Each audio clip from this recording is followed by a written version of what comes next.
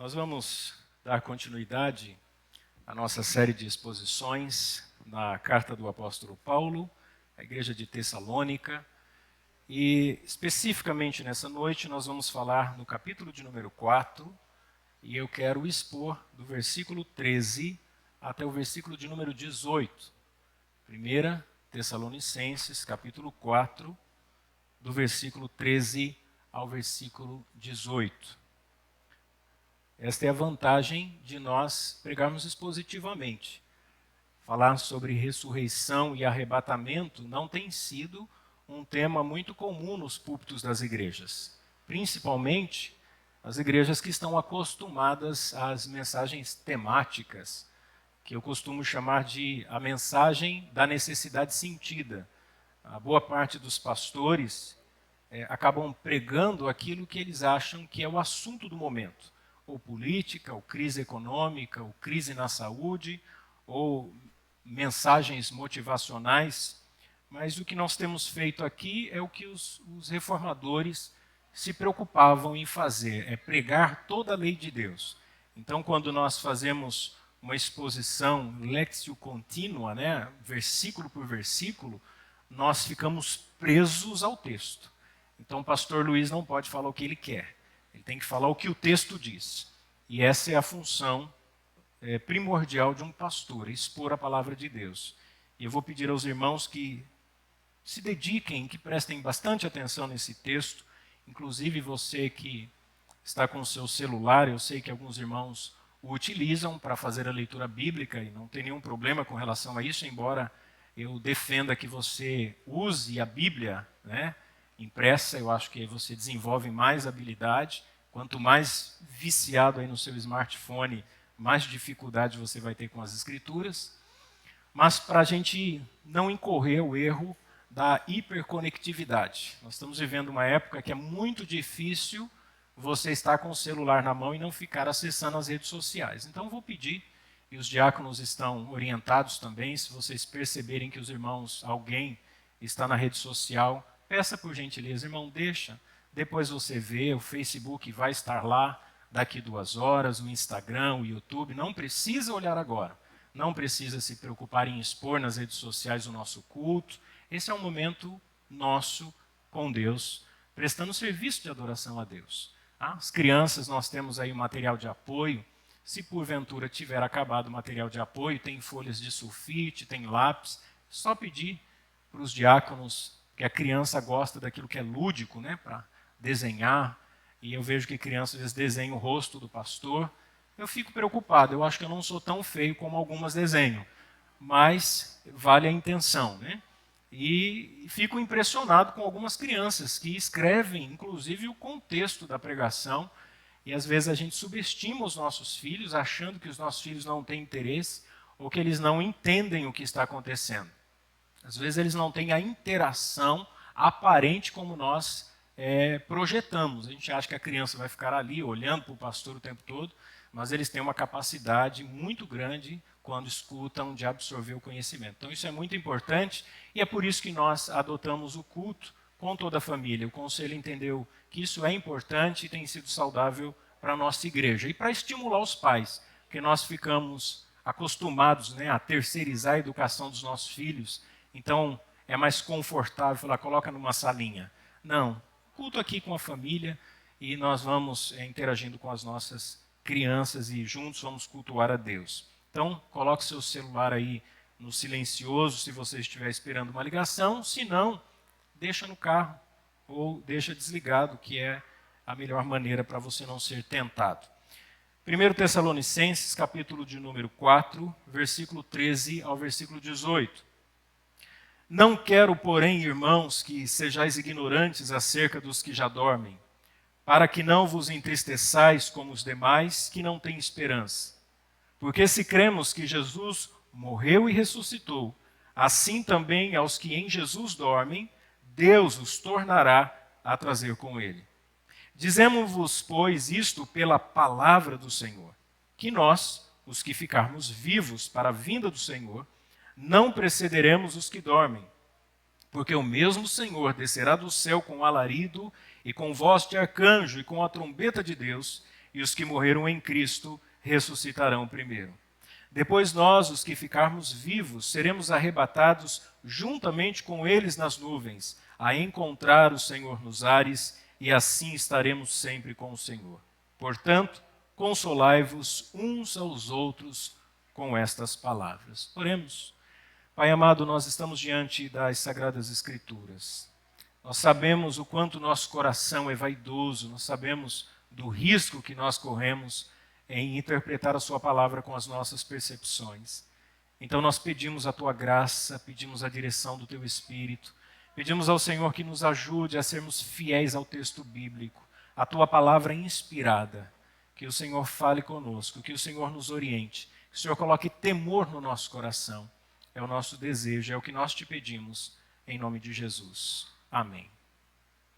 Amados irmãos, esse texto que nós acabamos de ler nos mostra que o melhor para o povo de Deus ainda está por vir.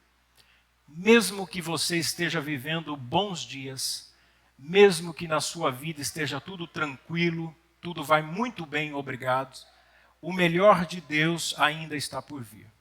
Esse texto nos ensina que a morte não tem a última palavra. Nos mostra que nós caminhamos para um amanhecer, para o alvorecer de um dia melhor, que nós estamos entre lutas e tribulações, caminhando rumo à glória que há de ser revelada.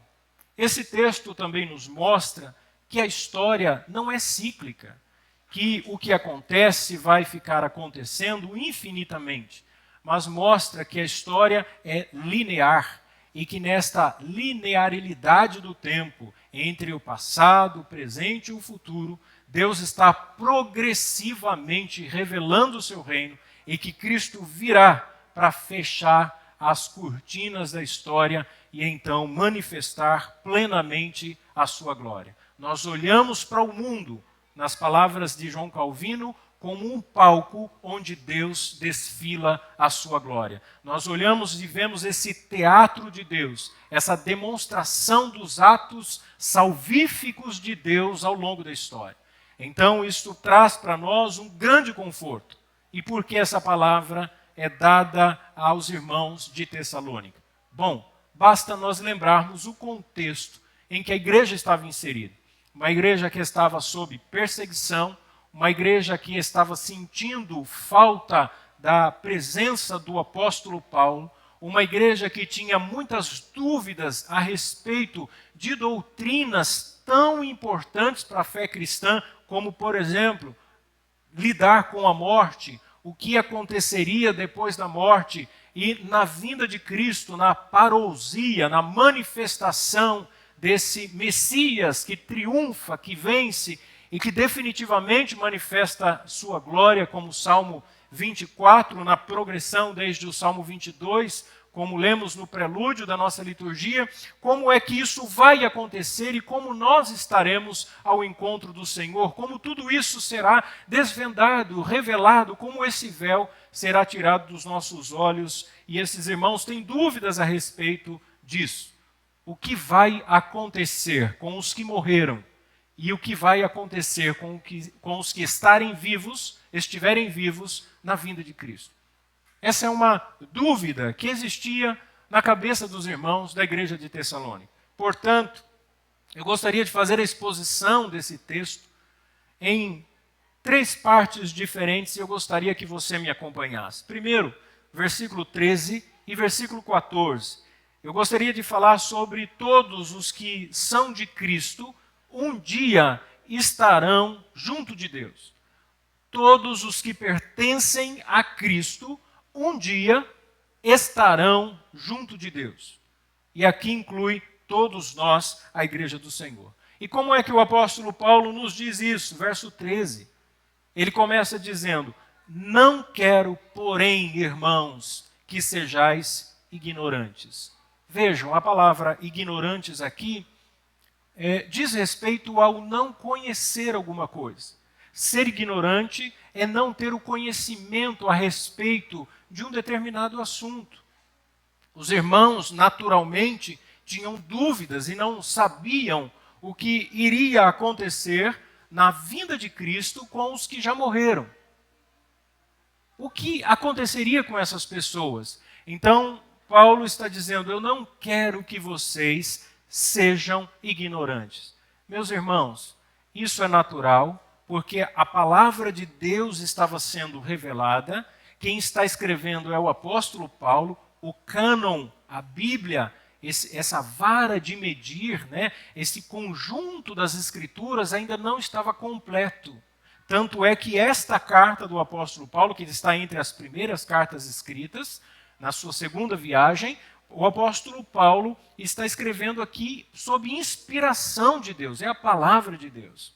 Então, os irmãos daquele tempo tinham, entre aspas, o direito de ser ignorantes, porque eles estavam ainda conhecendo a revelação da palavra de Deus. Agora, não é aceitável que nós hoje sejamos ignorantes. Nós hoje não podemos dizer, eu não entendo o que vai acontecer com os que morreram na vinda de Cristo. Você não tem o direito de ser ignorante. Eu não posso dizer, Deus, eu não sei, Senhor, eu não entendo, porque hoje nós temos a palavra de Deus. Então, se nós somos ignorantes, nós somos por omissão, nós somos por não cumprirmos com o nosso papel, diferente da igreja do primeiro século. Então, o apóstolo Paulo diz sobre o que é que os irmãos não podem ser ignorantes, ainda no verso 13, acerca dos que já dormem ou dos que dormiram. Existia naquela época uma doutrina, um ensino que não vinha dos apóstolos, não era um ensinamento apostólico, era chamada psicopaniquia. Era um ensinamento de que quando a pessoa morre, ela entra no sono da alma, sua alma está num estado inerte, ela não está ativa, ela não tem consciência, não sabe de nada, não está desperta. Então essa pessoa está num sono profundo. E esse tipo de ensinamento era muito comum naquela época. E a expressão a que Paulo diz aqui, a respeito dos que dormem, é o que nós chamamos de eufemismo. É uma linguagem suave, uma linguagem branda para falar da morte. A gente faz isso, nós não gostamos de falar assim sobre morte. A palavra morte nos assusta, a palavra morte é uma palavra difícil de ser ouvida, ninguém gosta de ter que lidar com a morte. A morte causa esse espanto. Então, Paulo, ao invés de dizer a respeito dos que morreram, ou a respeito dos que estão mortos, ele usa uma expressão, um eufemismo, dizendo de maneira mais branda, a respeito dos que dormem. É como se ele estivesse dizendo assim, olha, os irmãos que no físico dormiram. Na mente de Paulo, a ideia é basicamente essa. Morrer aqui é como dormir. Assim como você vai dormir todos os dias e levanta no dia seguinte, é o que se espera, você levanta da sua cama no dia seguinte, nós vamos dormir na sepultura e levantaremos no amanhecer da vinda de Cristo. Então a gente não precisa temer a morte, porque nós vamos dormir. Então, se você tem um costume de dormir na pregação, acorde. O dia que você descer a sepultura, você vai dormir bastante. Não precisa dormir agora. Pensa assim, Deus, eu não vou dormir na pregação, porque no dia em que eu morrer eu já vou dormir. Então Paulo diz, a respeito dos que dormem, o que é que vai acontecer? Ele diz no verso 13, eu não quero que vocês se entristeçam, ou para que não vos entristeçais. Ora, basta nós seguirmos as explicações do apóstolo Paulo. Ele diz, eu não quero que vocês sejam ignorantes, eu não quero que vocês digam, olha, eu não sei o que acontece, que vocês fiquem sem entendimento acerca das pessoas que morreram, para que vocês não fiquem tristes. Vejam que o apóstolo Paulo sabe que essa tristeza aqui não é uma tristeza no sentido de falta de esperança, é uma tristeza que tem a ver com a separação dos nossos queridos. Ninguém celebra a morte. Ninguém festeja a separação física definitiva das pessoas que ama. Ninguém vai num velório para ficar sorrindo. contando piada, cantando, assoviando. Ninguém faz isso. Por quê? Porque o velório é um momento de dor, é um momento de luto, é um momento de tristeza, é um momento de coração quebrantado, é um momento de contrição, um momento de introspecção, é um momento de finitude da vida, de brevidade, de limitações humanas. É um momento que a gente olha para a pessoa que morreu e enxerga nós mesmos. Então, a morte é triste. Só que no mundo pagão da época, e aqui a gente precisa lembrar que muitos pagãos haviam se convertido ao Evangelho, e no imaginário popular, a morte era a condução a um lugar sombrio, um lugar em trevas, um lugar frio. Então a morte, ela tinha essa conotação de tristeza, de desamparo. As pessoas tinham medo da morte. Hoje, por influência do paganismo e do misticismo, tem muito crente com medo da morte. Existem muitas pessoas que ficam presas a esse tipo de sentimento, não só da separação, mas o medo da morte. E sabe, irmãos, a causa de tanta tristeza diante da morte tem a sua raiz no existencialismo materialista. De tanto nós ouvirmos falar, olha, o corpo sem o espírito, sem a alma, vai apodrecer no caixão. Só vai servir para passar por uma exumação. Vai entrar no estado de putrefação, vai feder. É um defunto. E a gente fica com isso na nossa mente e começa a lidar com a morte como algo extremamente triste, assustador, deprimente, angustiante. E Paulo está dizendo, meus irmãos, não sejam ignorantes. Vocês não são pagãos, vocês não são idólatras, vocês não são aqueles que vivem sem esperança de vida eterna. Eu não quero que vocês fiquem pensando a respeito dos que morreram, de maneira que vocês se entristeçam. A igreja não poderia ficar triste, irmãos. Nós estamos vivendo um luto de alguém que faz parte de uma família, de uma pessoa da nossa igreja. Agora imagine os irmãos, se domingo após domingo vocês chegassem aqui, 2, 3, 4 irmãos fossem levados, por conta de um vírus ou uma perseguição, ou morresse de forma de um martírio. A tristeza naturalmente tomaria conta da igreja, e Paulo está dizendo, não vos entristeçais, meus irmãos, não fiquem tristes. Não lidem com a morte dessa maneira. Por quê? Quem faz isso são os pagãos. Por isso, no verso 13, ele diz assim, como os demais. Quem são os demais? Os descrentes. Os irmãos não são os demais. Os irmãos é a igreja. Nós somos o povo de Deus. Os demais, aqueles que não creem em Jesus, que não creem na ressurreição, estes não têm esperança. Então ele diz assim, como os demais que não têm esperança. Vejam, o apóstolo Paulo faz uma divisão, literalmente uma divisão, entre nós, os irmãos, e os descrentes, os demais. Tudo que o apóstolo Paulo vai falar daqui em diante está nesses dois blocos. Os irmãos e os demais. Paulo literalmente separa.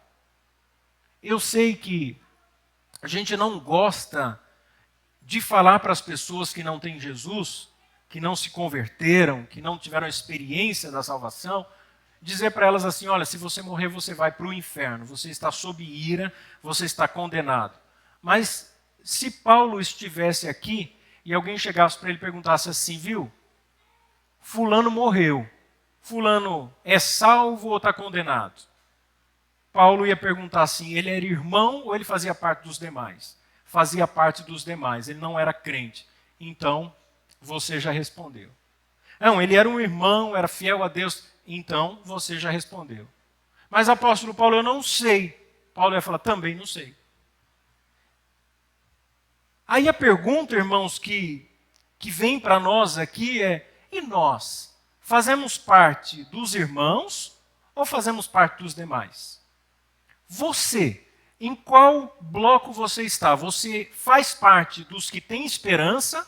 Você pode dizer com segurança, Pastor Luiz, eu tenho certeza absoluta que eu sou salvo. Ou você faz parte dos demais que no fundo do seu coração você pensa assim, se eu morrer hoje, eu estou perdido, porque eu não sou salvo.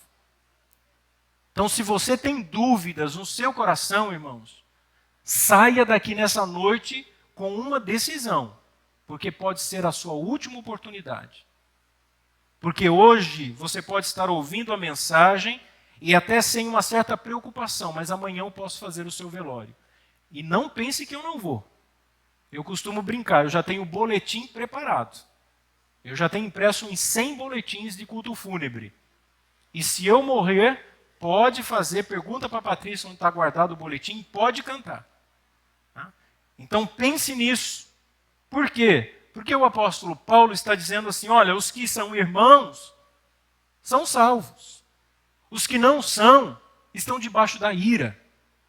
Se você ler 1 Tessalonicenses, capítulo 1, versículo 10, ele vai dizer o seguinte, e esperar dos céus a seu Filho, a quem ressuscitou dos mortos, a saber, Jesus, que nos livra da ira futura. Paulo diz o seguinte, nós somos os irmãos, nós esperamos dos céus a vinda de Jesus, o Filho de Deus, a quem Deus ressuscitou dos mortos e que nos livra da ira futura. Os irmãos estão livres, os demais estão debaixo da ira.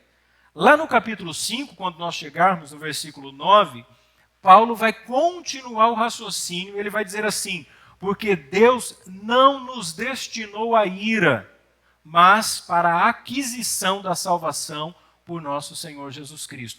Quem é que foi adquirido para a salvação? Os irmãos. E os demais? Os demais estão destinados para a ira. Não existe meio termo. Às vezes a gente quer criar uma teologia para aliviar nossa consciência, o nosso sentimento de culpa. Deus sabe, né? Quem somos nós para julgar? Não, irmãos, a palavra de Deus já diz. Se é irmão, está salvo. Se é demais, está debaixo de ira. Não existe outra proposta, não existe outra maneira. Verso 14. Porque se cremos que Jesus morreu e ressuscitou. Se nós cremos, Paulo vai dizer, se nós, a igreja, cremos que Jesus morreu e ressuscitou, eu sei que alguns podem ler aqui e pensar assim, nossa, será que Paulo está colocando algum grau de dúvida? Porque se alguém chegar aqui e perguntar para você assim, bom, se nós cremos, vocês que sabem, não é isso que Paulo está dizendo, irmãos. Na verdade, isso aqui é uma reafirmação, é como se Paulo estivesse dizendo assim, já que nós cremos, já que nós temos certeza disso, já que somos convencidos de que Jesus morreu e ressuscitou. Vejam, cremos. O que a igreja faz? A igreja crê. Isso aqui é um credo. Isso aqui é uma declaração de fé. Isso aqui é uma confissão credal. A igreja tem um credo, ela tem uma confissão. O que fundamenta a nossa união como povo de Deus para prestar culto é a nossa confissão. Você desceu as águas do batismo porque você fez uma confissão. Você toma ceia, você participa dessa ordenança e faz uma confissão. Qual a confissão que nós fazemos? O que é que nós cremos? Nós cremos que Jesus morreu. Só? Não. Nós cremos que Ele ressuscitou. Então Paulo está dizendo para a igreja, por que vocês estão tristes? Por que vocês estão tão preocupados? Não sejam ignorantes como os demais.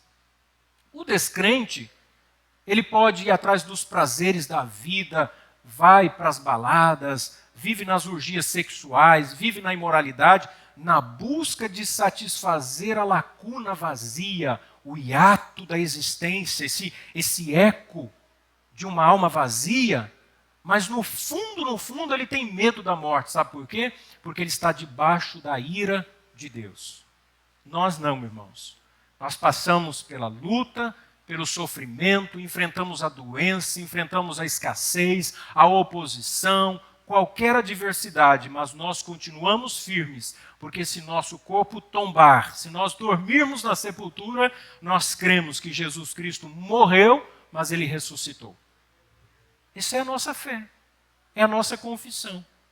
É o que fundamenta o fato de nós termos igreja. E o que é que eles confessaram? Que Jesus morreu e Jesus ressuscitou.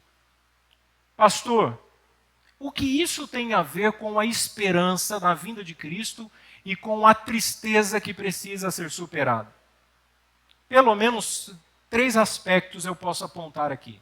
Primeiro, a maneira bem objetiva que Paulo distingue entre os irmãos e os demais. Só os irmãos creem que Jesus morreu e ressuscitou. Nós vamos tomar ceia nessa noite. Se você tomar a ceia e você no seu coração não crê que Jesus morreu e ressuscitou, a Bíblia diz que você toma para a sua própria condenação. Só os crentes é que creem nisso. É por isso que nós ministramos a ceia para aqueles que já desceram ao batismo, às águas, e já confessaram publicamente, já fizeram a profissão de fé. Segundo, se Jesus morreu e ressuscitou, nós temos a certeza de que Deus já proveu o perdão dos nossos pecados. Se o salário do pecado é a morte, Jesus ressuscitou. Se Jesus ressuscitou, o preço foi pago. Se ele nos representa, aí eu tenho o terceiro aspecto. Se eu seguir os seus caminhos, ele, como a primícia da ressurreição, Deus Pai, que o ressuscitou dentre os mortos, também vai me ressuscitar. Então vejam, meus irmãos, esse credo é fundamental para a nossa fé. Você precisa crer. É por isso que eu não acredito que alguém que tenha compreensão de que Jesus morreu e ressuscitou não aceite, por exemplo, as águas do batismo. Se alguém disser assim, não estou preparado para o batismo, e a gente já vivenciou, eu lembro de um irmão que ficou muitos anos frequentando a igreja, muitos, acho que mais de uma década, e ele nunca descia as águas do batismo, porque ele não acreditava, no coração ele não acreditava. Porque o batismo não é uma forma de compromisso apenas, é uma demonstração de fé. Então, quem crê que Jesus morreu e ressuscitou, não fica sem batizar, não fica sem participar da ceia. E alguém que, estando em pecado, se ele crê que Jesus morreu e ressuscitou, o que ele faz? Ele abandona a prática de pecado e ele volta para a comunhão da igreja e toma a ceia. Se você toma ceia no pecado, você está matando sua vida espiritual.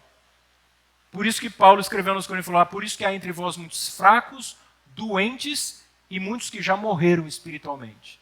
Então, irmãos, há um chamado de Deus a um compromisso.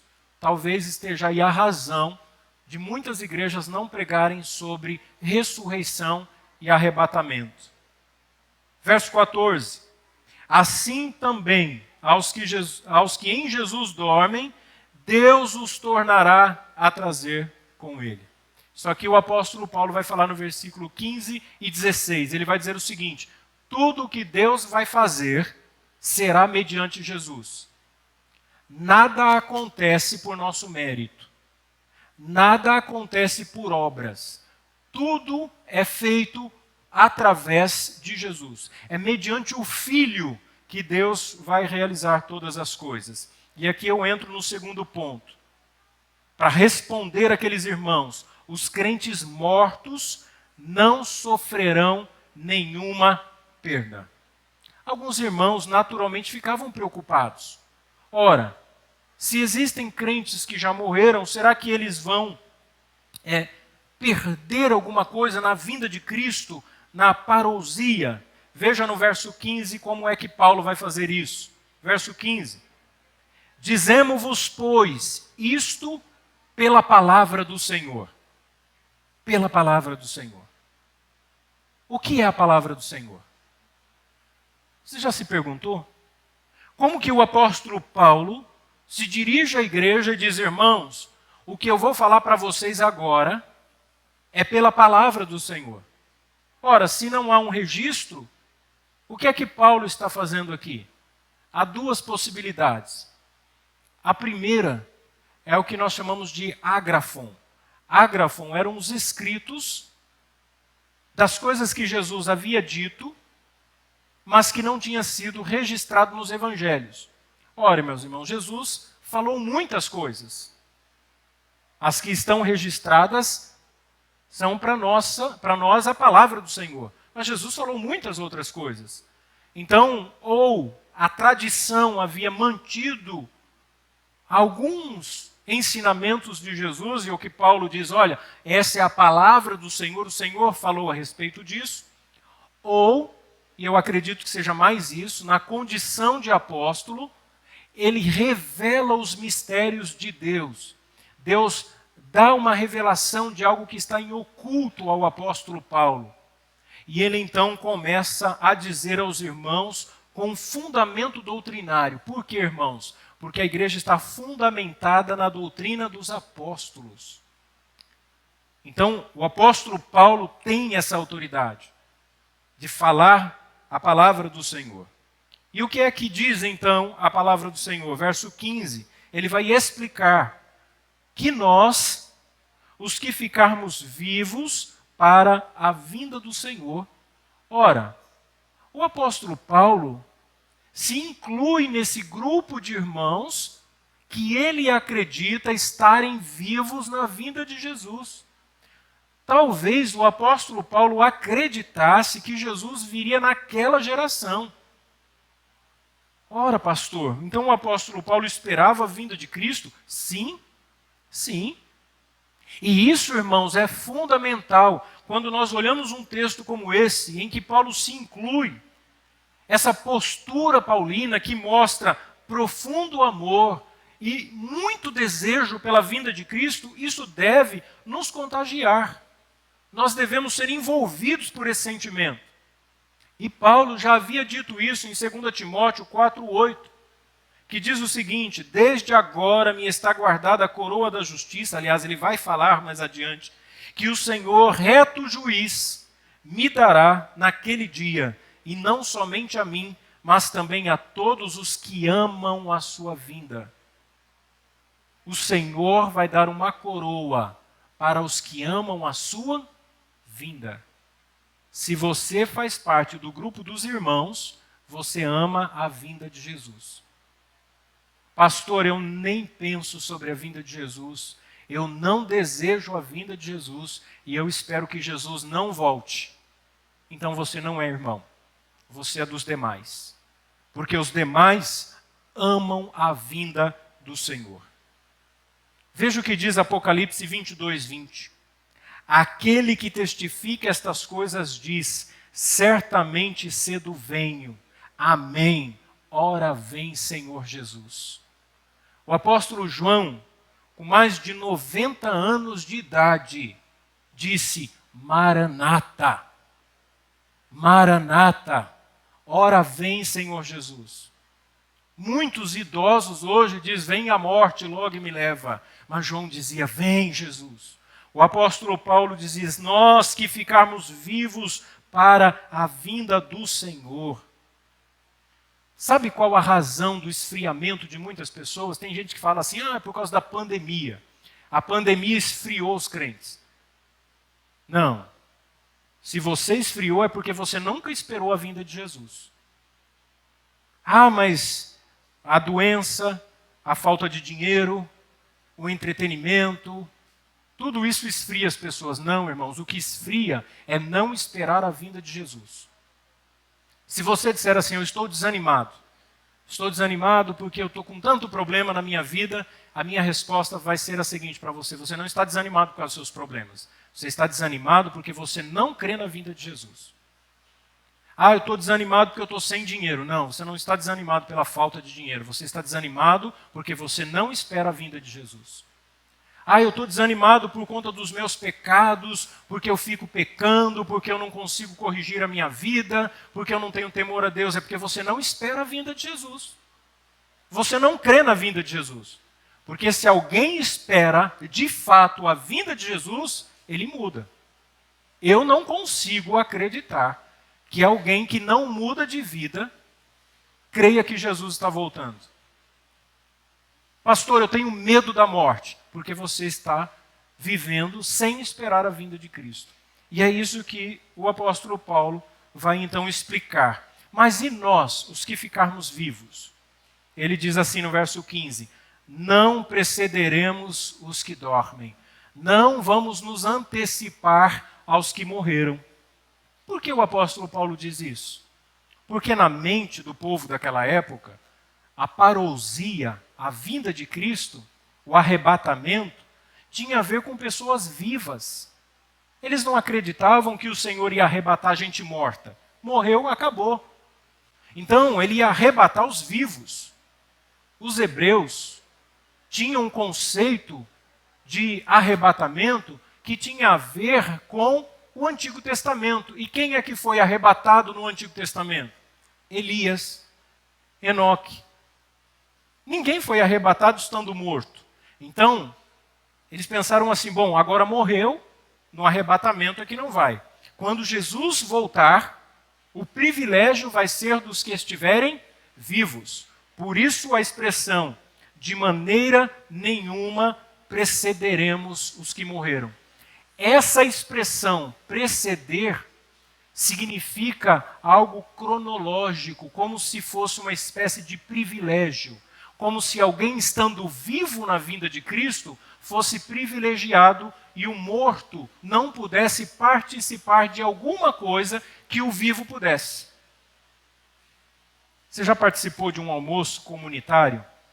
Nós fizemos um almoço recentemente e o almoço é assim: quem chega primeiro come o que tem de melhor, não é assim? Quem vai na frente, a gente faz o junta-panelas, aí lá o irmão traz uma costela, traz uma carne mais suculenta, traz uma refeição mais saborosa. Quem chega primeiro vai comendo o melhor. E os últimos? Eu gosto de ir no finalzinho. Sobra o restinho. Alguns, quando a coisa é muito boa, chegam a raspar a panela, né? Aí você olha para aquela bandeja ou para aquela panela e fala assim, isso aqui era muito bom, porque até raspar o fundo da panela. O apóstolo Paulo está dizendo assim, nós não vamos preceder, nós não vamos ter nenhum tipo de privilégio, nós não vamos usufruir de alguma coisa que os que morreram vão. Então o apóstolo Paulo está preparando aqueles irmãos para que eles abandonem esse conceito popular. Irmãos, se nós morremos hoje, se o nosso corpo tombar hoje, se nós estivermos hoje na presença de Deus, na vinda do Senhor Jesus, o que é que vai acontecer? Você sabe me responder? Como um bom crente, você vai tomar ceia hoje. O que vai acontecer na vinda de Jesus? Se alguém parar você na rua e dizer assim, pelo amor de Deus, Jesus vai voltar, como vai ser? O que você vai falar para essa pessoa? Já veio na sua mente? O apóstolo Paulo vai responder aqui uma sequência de eventos. Está vendo como a gente não precisa ficar desesperado? E ele começa no verso 16 dizendo assim, porque o mesmo Senhor, Deus, Cristo é chamado de Senhor, o mesmo Senhor, aquele que morreu e ressuscitou. Como eu sei que é o mesmo?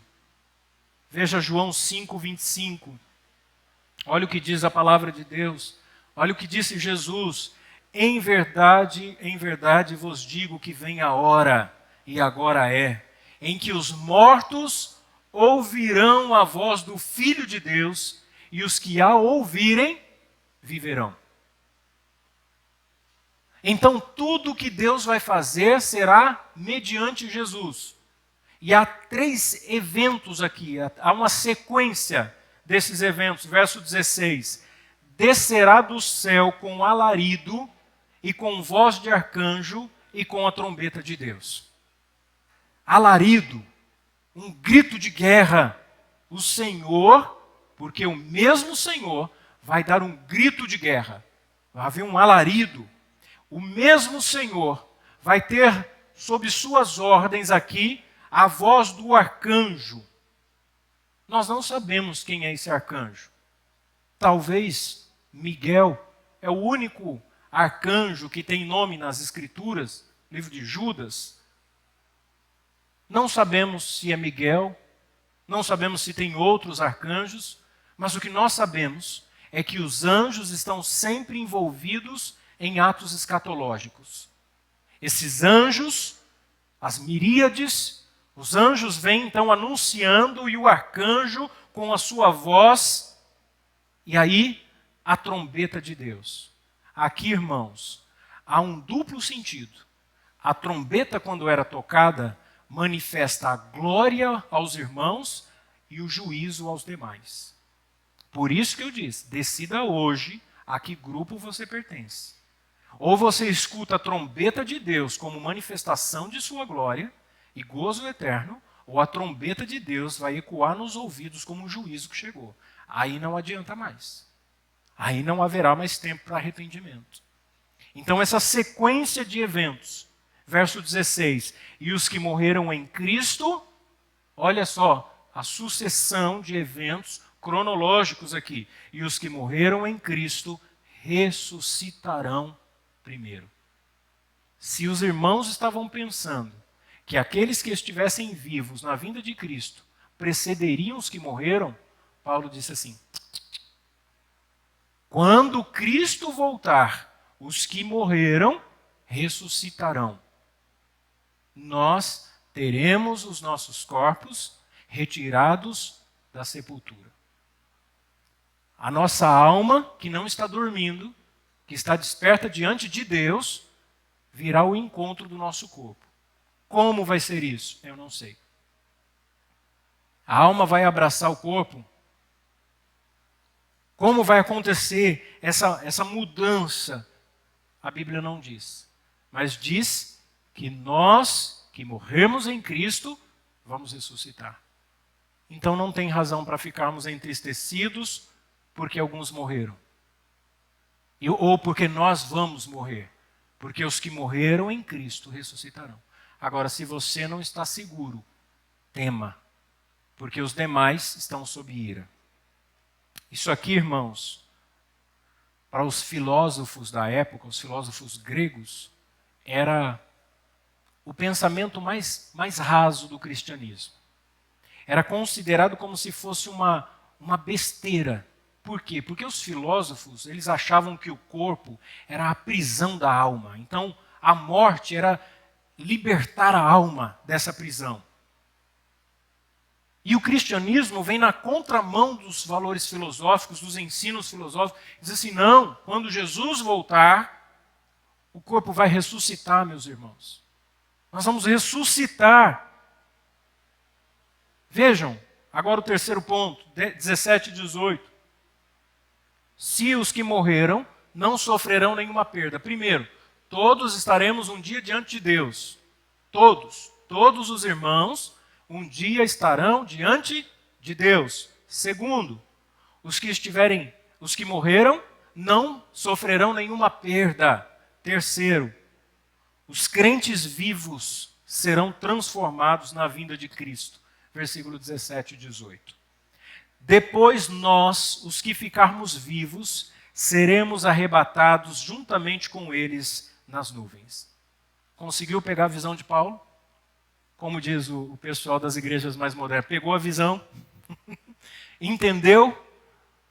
Os que morreram estão sendo ressuscitados na vinda de Cristo, nessa parousia, na manifestação, e nós, agora que estamos vivos na vinda de Cristo, no alarido, na voz, no grito de guerra, na voz do arcanjo, na trombeta de Deus, nós então subiremos transformados, junto com os irmãos que ressuscitaram, e todos juntos ao encontro do Senhor, que nesse momento não pisa na terra. Nós subiremos ao encontro do Senhor nas nuvens. É o que disse Paulo. Juntamente com eles quem? Os que morreram em Cristo. nós então seremos transformados e subiremos ao encontro do Senhor nas nuvens. Meus irmãos, somente os que morreram em Cristo é que estão no céu. Somente aqueles que morreram salvos é que estão na presença de Deus. Não existe meio termo. Quem morreu sem Cristo não participa desse evento. Esse evento aqui é do povo da aliança. Esse evento aqui é do bloco dos irmãos. Esse evento aqui é da igreja eleita. Esse evento aqui é do povo de Deus. Não é dos demais. Dos que morreram, terão suas almas ao encontro de seus corpos, que deixarão a sepultura. E os que estão vivos subirão, sendo transformados para encontrar-se com o Senhor. E aí eu faço uma outra pergunta. Se você morrer agora, se der um trovão bem forte, aí você sofreu um infarto fulminante, você vai estar na presença de Deus? Se você tem dúvidas, olha o tamanho do risco que você está correndo. Olha o perigo que você está vivendo. Se você disser, pastor, eu não tenho certeza, eu estou na corda bamba, olha o nível de risco que você tem colocado sua vida espiritual e eternidade, irmãos. E às vezes a gente não pensa nisso.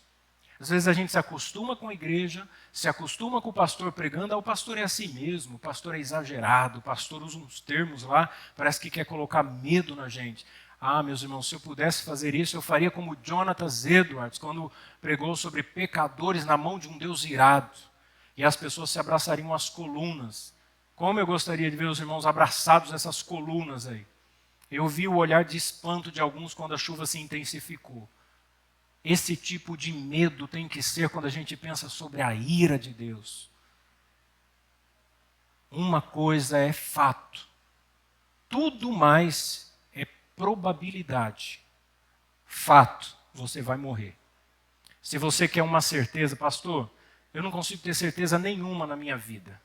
Tudo depende das consequências, depende da possibilidade, depende do momento. Me dá uma certeza, pastor, te dou. Você vai morrer. Você vai descer à sepultura. Todos os dias você está indo ao encontro da morte. Eu sei que a gente comemora, parabéns, mais um ano de vida. Mas sejamos honestos, é menos um ano de vida. Cada aniversário é um ano a menos na sua existência. E eu não consigo, irmãos, entender por que pessoas ficam tão despreocupadas. Principalmente à medida em que a gente vai envelhecendo. Os jovens deveriam se preocupar muito mais. Salomão, Eclesiastes 12, diz: lembra-te do teu Criador nos dias da tua mocidade. Por quê? Porque jovem fica brincando com as coisas. Salomão curtiu a vida ao máximo. Teve dinheiro, fama, prestígio, posição, mulheres, tudo que o dinheiro pode proporcionar, todo o conhecimento que a gente pode imaginar, livros, tanto conhecimento, ele disse assim, tudo é vaidade, tudo. Então, esqueça, se você está pensando assim, ah não, eu vou galgar uma posição, porque o meu sonho é encontrar felicidade na minha empresa quando eu tiver dinheiro, isso é vaidade. Vaidade. Você não sabe o que vai acontecer daqui 5 minutos. E o que eu posso perguntar para você diante dessa realidade? Aonde você estará? Mas pastor, e a minha família?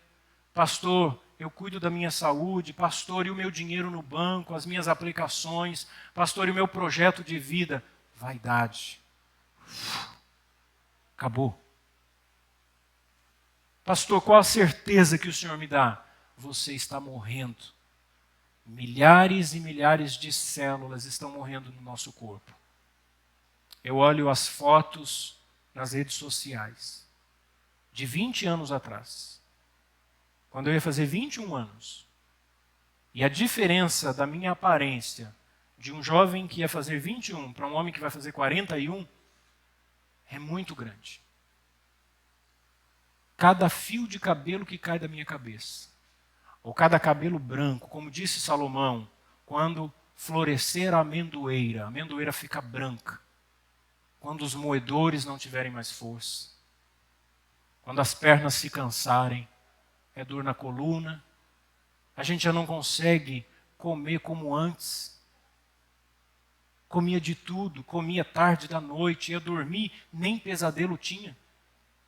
Hoje come um pouquinho a mais, dá aquela má digestão, dói a coluna, cansa a perna, estou pregando, meu pé está latejando. Que coisa, o sapato não é confortável, mas a tendência é que isso vá se intensificando. Faz alongamento, toma analgésico, toma medicamento para prevenção, trata doença crônica, dor aguda, é diabetes, é hipertensão, faz cirurgia, faz tratamento, busca tantos recursos e todos os dias a vida está nos dizendo: eu estou indo embora. Você vai trabalhar todo dia, debaixo do sol, para ganhar o seu pão, volta cansado para sua casa, malemar consegue jantar, deita a cabeça no travesseiro, aquele monte de preocupação e os seus pensamentos dizendo: você está morrendo, você está morrendo. Você vai num velório e fica cheio de compaixão, como eu disse ontem no velório. Eu falei assim, muitas pessoas olham para o caixão e se compadecem, mas eu gostaria que vocês olhassem e vissem a vocês mesmos. A diferença é a senha, é o dia, o momento. Vocês estão morrendo. Você está morrendo. E se você disser para mim, eu não tenho certeza de salvação, olha o risco que você está correndo. O risco de passar a eternidade debaixo da ira de Deus, além de ter perdido todas essas oportunidades. Ouviu a pregação, o pastor expôs a palavra, o pastor resistiu à tentação de não pregar mensagem sentida e falou da ressurreição, falou do arrebatamento.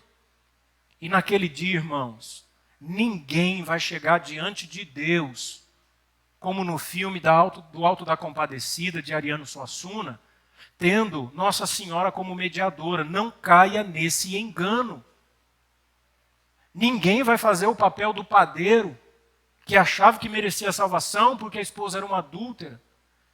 Ninguém vai fazer o papel do Chicó, que era infeliz e contava suas mentiras. Ninguém vai fazer o papel do assassino, porque foi maltratado na infância e agora acha que Deus vai levar em consideração a sua vida difícil. Nunca matei, nunca roubei, nunca me prostituí. Não crie uma teologia pessoal para sabotar a sua mente. Ou você é irmão, ou você é dos demais. Mas pastor, eu vou na igreja todo domingo, eu nunca falto no culto de ceia. Aliás, eu só vou no culto de ceia. O resto da semana eu tenho a minha vida torta, desajustada, sem compromisso. Mas olha, na ceia, não se engane. Você pode enganar a igreja, pode enganar o pastor. Às vezes alguém pode até desconfiar que você não é crente. E pode, por uma boa educação, por uma polidez, não te tratar como os demais. Porque eu já vi gente que age corretamente, de encontrar pessoas indisciplinadas que envergonham o Evangelho, desonram a Cristo e constrangem a igreja, e encontrarem pessoas assim, a pessoa falar: paz do Senhor, falar: paz do Senhor, não. Você não é crente? Que paz é essa? E às vezes a gente fica assustado, né? Fala: nossa, tratar alguém assim, mas está correto, não foi o que Paulo disse à igreja de Corinto? Tirem do meio de vocês esse irmão que está se prostituindo, que está tendo relação sexual com uma mulher que não é sua esposa. Exclua eles. E eu oro, irmãos, para que Deus revele, para que Deus mostre. E nós temos que orar. Quarta-feira passada nós falamos sobre o poder da igreja. A igreja tem um poder de pregar o evangelho como chave do reino dos céus, de abrir o reino para aqueles que são chamados. A igreja tem o poder contra ações demoníacas. A igreja tem autoridade para disciplinar. Por isso que a gente não pode tolerar pessoas que não querem nada com Cristo e que envergonham o Evangelho e que acham que devem fazer parte da comunidade por alguma razão de influência, ou de tradição, ou de família. Não, ou você é irmão, ou você é dos demais. Ou você é salvo, ou você está debaixo da ira de Deus. Então a gente pode passar a vida toda na igreja. Mas se você toma ceia, e eu não estou dizendo aqui que você nunca pode pecar, mas o pecado não deve ser um hábito, não deve ser uma constante na nossa vida. É impossível compactuar com uma vida de pecado, de imoralidade, sem comprometimento com Deus, de infidelidade, e depois chegar na maior cara lambida no culto, na igreja, como um santo piedoso e devoto ao Criador, dizendo: Senhor, eu tomo do seu corpo e do seu sangue, e o Senhor está dizendo: mentira! Você não faz parte.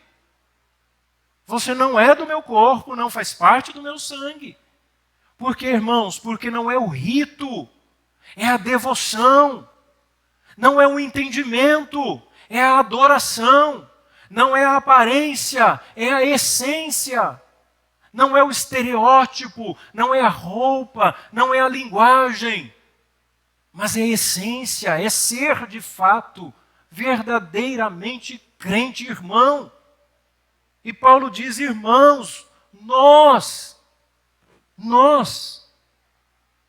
que morremos em Cristo, nós vamos ser ressuscitados primeiros. Nós que ficarmos vivos, seremos arrebatados e transformados. É sempre o nós, é sempre os irmãos, é sempre a igreja. Juntamente com eles nas nuvens. Essa expressão é a expressão que caminha para a conclusão. Por que nas nuvens? O que Deus revela para o apóstolo Paulo tem a ver com os costumes da época.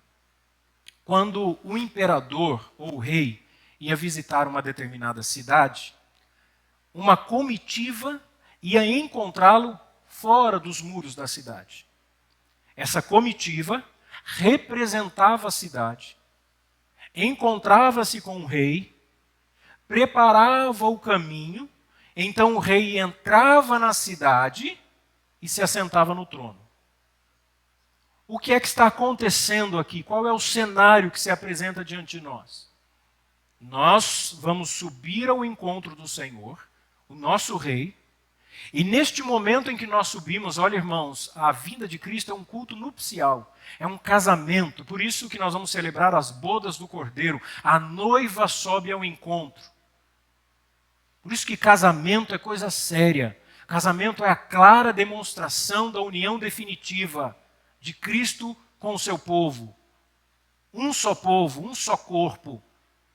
Nós não somos dois corpos. Cristo é um corpo e nós somos outro. Nós somos um corpo só, Ele é o cabeça. Marido e mulher é um corpo só. O Senhor tem ciúmes da sua noiva. Entenderam? Eu tenho uma esposa, ela é uma comigo e eu sou um com ela. Se eu romper, se eu praticar o adultério, eu rompi a união. Então o Senhor tem ciúmes da sua igreja.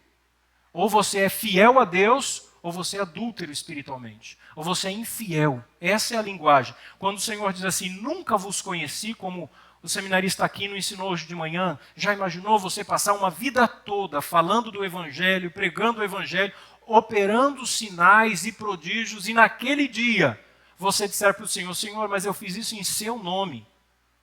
E o Senhor disser assim: eu nunca vos conheci. Essa palavra conhecer aqui, irmãos, tem a ver com intimidade. Você não é um comigo. Então, se você não é um com Jesus, não adianta pegar o pão e o vinho, porque o Senhor sabe que você não é. Agora, se você é um com Cristo, peça perdão a Ele. Diga: Senhor, eu peço perdão pelos meus pecados. Eu peço perdão pelos meus erros, mas esse tem que ser um pedido de perdão sincero, um arrependimento profundo, seguido de mudança de vida. Por isso, meus irmãos, nós temos que abandonar os nossos pecados. Então nós vamos subir ao encontro do Senhor. E aí o Senhor, então, neste momento ele ainda não pisou na terra. E o Senhor então virá e ele vai descer sobre a terra. Na visão escatológica dos pré-milenistas, inicia-se o milênio. Na visão amilenista, histórica, reformada, a implantação do novo céu e da nova terra. E o Senhor que agora, Salmo 24, está vendo como toda a liturgia está ligada? o Salmo 24, levantai, ó portais eternos. Essa nova Jerusalém, essa nova cidade, nessa nova terra e novo céu, os portais se levantam. E aí, aquele que fica lá fazendo a segurança do portal, ele então faz a pergunta por não enxergar do outro lado: quem é o Rei da Glória? Quem é que está chegando? O Senhor dos Exércitos. Ele é o Rei da Glória. Viram? Esse é o nosso papel. Em uníssono, como um grande coral, nós vamos cantar, nós vamos celebrar, nós vamos dizer: o Senhor dos Exércitos, o Senhor forte e poderoso, todos nós, os que morreram em Cristo e que ressuscitaram, os que estavam vivos e que foram transformados, todos, uma só igreja, um só povo de Deus, dizendo: o Senhor dos Exércitos, Ele é o Rei da Glória. Você é dos irmãos ou dos demais? Decida-se hoje. Se você é dos irmãos, eu concluo dizendo verso 18. Portanto, consolai-vos uns aos outros com estas palavras.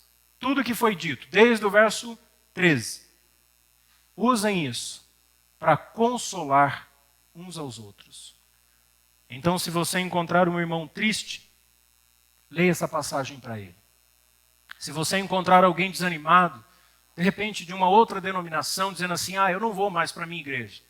Eu não vou mais porque o pastor fez isso, porque o irmão fez aquilo, porque eu tive problema na igreja. Você diga para a pessoa: você não vai, porque você nunca esperou a volta de Cristo.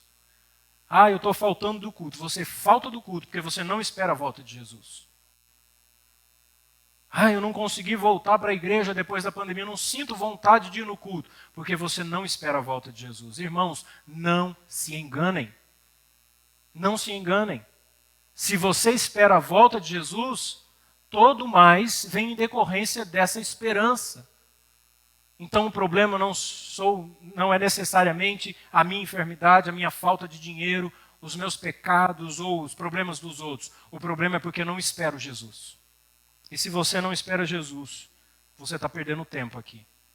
Se você não está esperando a vinda de Jesus, não faz sentido você dizer que é crente. Porque o que dá esperança para nós é a vinda de Jesus. Devemos amar a sua vinda. Todos quantos amam a sua vinda. Não é festividade, não é o ministério, não é o cargo da igreja, não é o dom que Deus te deu, não são os recursos que você tem, não é a qualidade do culto, não é o conhecimento que você tem, os livros que você leu, não é nada disso. Você tem que amar a vinda de Jesus. O restante a gente se ajusta, a gente resolve, a gente se encontra, dá um jeito, mas se você não amar a vinda de Jesus, nada faz sentido. Portanto, consolai-vos uns aos outros com estas palavras. Amém?